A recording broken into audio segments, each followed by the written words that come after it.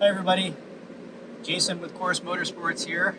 Today we're sitting in a 1954 Volkswagen Beetle. We're going to be doing an installation of a Course Motorsports phone mount. To do the installation, it's pretty simple. All you need is a Phillips head screwdriver. This car happens to have an ashtray. You need to have the ashtray to do this install.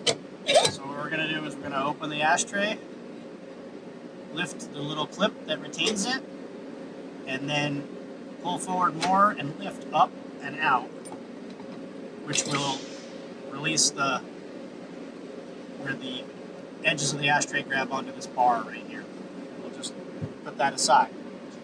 That's going to reveal a Phillips head screw that is retaining the ashtray to the dash.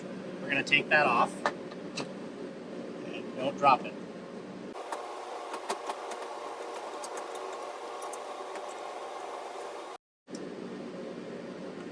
Next, you're going to take your phone mount, and there's a little bit of double-sided sticky tape, so we're going to peel the backing off of that.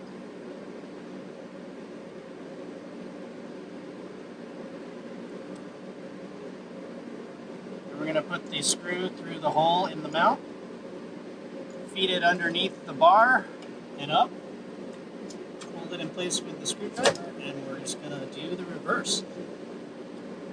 Making sure that we stick the mount down to the lip of the chrome on the ashtray.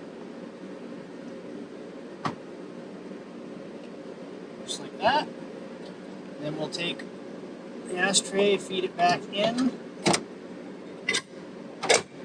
That's all there is to that. Next, you'll take the box containing the head option you've chosen. You're going to see an alcohol pad. You would use that to clean off the back of your phone if you don't have a MagSafe phone, because we include this steel ring with a sticky back. That would be anything non-MagSafe, or if you have a case that's not MagSafe, you would use that. An aluminum ball, Allen wrench, and a MagSafe head. We're going to take the ball and the Allen wrench out first. And we'll screw the ball onto the press fit stud on the mount, and then you'll take your Allen wrench, put it in the end of the ball, hang on to the mount, and just kind of give it a little twist just to keep it tight. We'll take the MagSafe head out.